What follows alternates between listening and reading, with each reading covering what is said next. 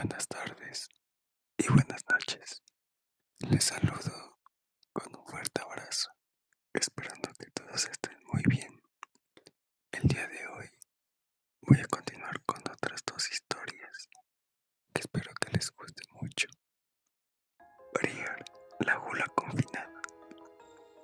Hacia el final de su reinado, el gran general Borab Darwell encargó la Rosa Negra y a sus huestes de hemomantes crear un nuevo tipo de arma viviente.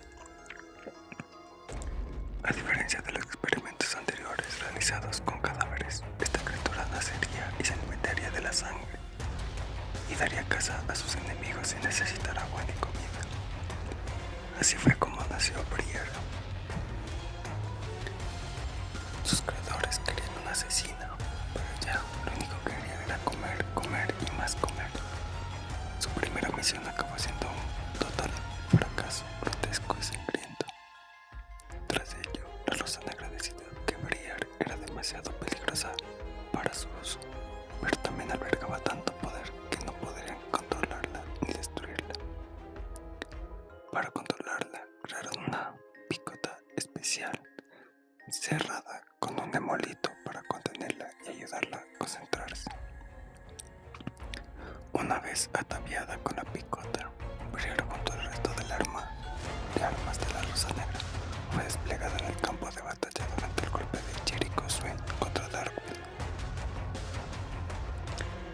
A Briar se le encargó un responsable encargado de ayudarla a mantener el control, pero en cuanto se la liberó de la picota, Briar no solo lo devoró a él, sino a todos los que lo rodeaban, a excepción de Swain, que escapó mientras el arma viviente se alimentaba de aliados y enemigos por igual. Tras una complicada captura, los guardias de Swain consiguieron volver a cerrar la picota de Briar para ponerle freno, por lo que pudieron transportarla hasta las instalaciones donde la mantenían cautiva. En su celda, Briar era incapaz de pensar en otra cosa que no fuese devorar. Aunque no podía morir de inanición, la ausencia de sangre fresca la debilitaba día a día. Al principio, pensaba que el coro de lamentos enloquecidos que resonaban por su celda no eran más que sus propios delirios hambrientos, hasta que se dio cuenta que provenían de otros presos a los que no alcanzaba a ver. Las fuerzas de Swin habían conseguido capturar otras armas vivientes durante el ataque. La habían encerrado con ellas y todas había fracasado en su misión, en su propósito.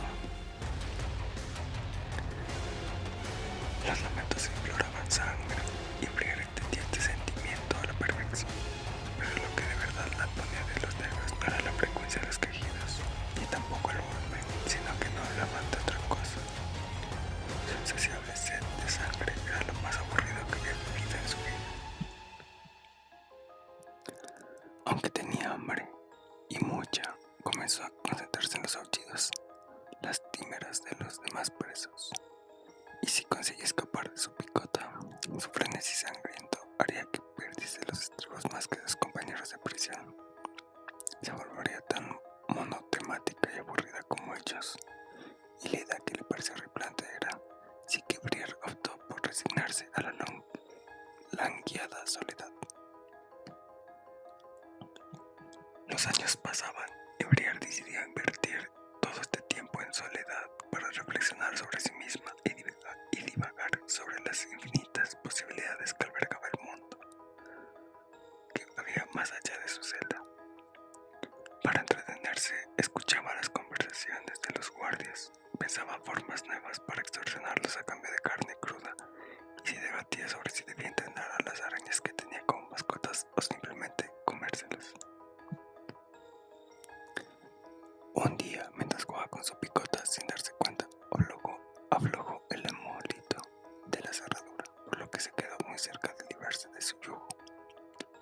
Briar se quedó de piedra conforme los pensamientos sobre sus vecinos, que habían perdido la cabeza por la sangre, se hacían con ella.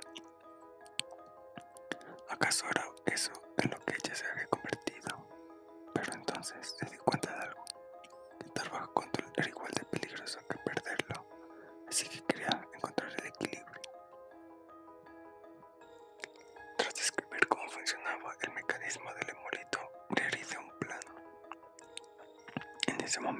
Los guardias se habían acostumbrado tanto a sus llamadas de atención que, cuando consiguió que uno se acercase a su celda, nadie se dio cuenta que había desaparecido hasta que ya era demasiado tarde. La sangre del guardia fluía en su interior, alimentando una llama que llevaba años esperando extenderse por todo su cuerpo. Briar por fin era libre. Ahora, esta arma viviente deambula alegremente por las calles de Noxus con la picota cerrada hasta que le apetece deshacerse de ella. Conforme se acostumbra al mundo exterior y con la rosa negra siguiendo de cerca este cambio inesperado en su comportamiento, Briar aprende tanto como puede, haciendo nuevos amigos y descubriendo un mundo en el que se muere de ganas de hincarle el diente.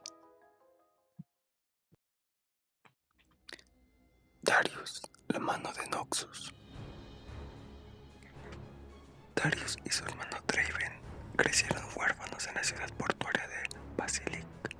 Darius tenía un problema para ganarse la vida y mantener a su hermano, luchando constantemente contra bandas de niños mayores y contra cualquiera que amenazase a su hermano pequeño, incluso los guardias de la ciudad. Cada día en la calle era una lucha por la supervivencia, y así, a los 12 años, Darius ya tenía más cicatrices que algunos soldados en toda su vida. Después de que Basilic fuese capturada por el Imperio Noxiano en expansión, el victorioso comandante Sirius vio la fortaleza de los rebeldes hermanos, quienes encontraron hogar dentro de las filas de su ejército. A lo largo de los años lucharon en numerosas campañas de conquista de un extremo del mundo conocido a otro, y acabaron una serie de rebeliones contra el trono. En el Imperio, cualquiera podía ascender al poder sin importar su nacimiento, cultura o antecedentes, y nadie interiorizó este ideal con más horror que Darius. Desde sus comienzos humildes, fue ascendiendo de rango rápidamente, siempre anteponiendo el deber a todo lo demás, y ganándose el respeto por su agresividad, su disciplina y su negativa a dar un paso atrás. En los sangrientos campos del Prado de Dalamur, llegó a decapitar a un general noxiano después de que el cobarde ordenara una retirada. Con actitud desafiante y alzando su hacha ensangrentada, Darius reunió a las dispersas bandas de guerreros y se hizo con una gran e inesperada victoria contra un enemigo mucho más numeroso. Fue recompensado por un alto mando, atrayendo a miles de reclutas ansiosos de todo el imperio. Darius rechazó a la mayoría y aceptó solo a los más fuertes, los más disciplinados y los que contaban con una voluntad de hierro. Tal fue su temible notoriedad, incluso en las tierras más allá de Noxus, que no era raro que ciudades enteras se rindieran con tan solo ver sus estandartes.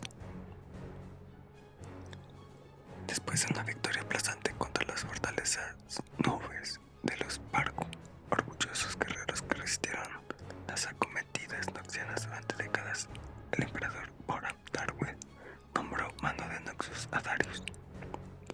Los que conocían a Darius sabían que él no buscaba poder ni adoración, tan solo el triunfo de Noxus. Darwin lo envió a él y a sus tropas al norte del Freljord para acabar de una vez por todas con las tribus bárbaras. La campaña se prolongó durante años y acabó en un amargo y gélido estancamiento. Darius sobrevivió a duras penas a los intentos de asesinato, a las emboscadas e incluso a su captura por parte de la despiadada garra invernal. Empezaba a cansarse de las interminables guerras de desgaste y regresó a Noxus para exigir una reconsolidación del ejército. Envió a sus veteranos a la capital y descubrió que el emperador había muerto, asesinado en un golpe de estado liderado por Jericho Swain. El acto había sido respaldado por muchos aliados, incluido su propio hermano, Draven. Se encontraba en una posición difícil.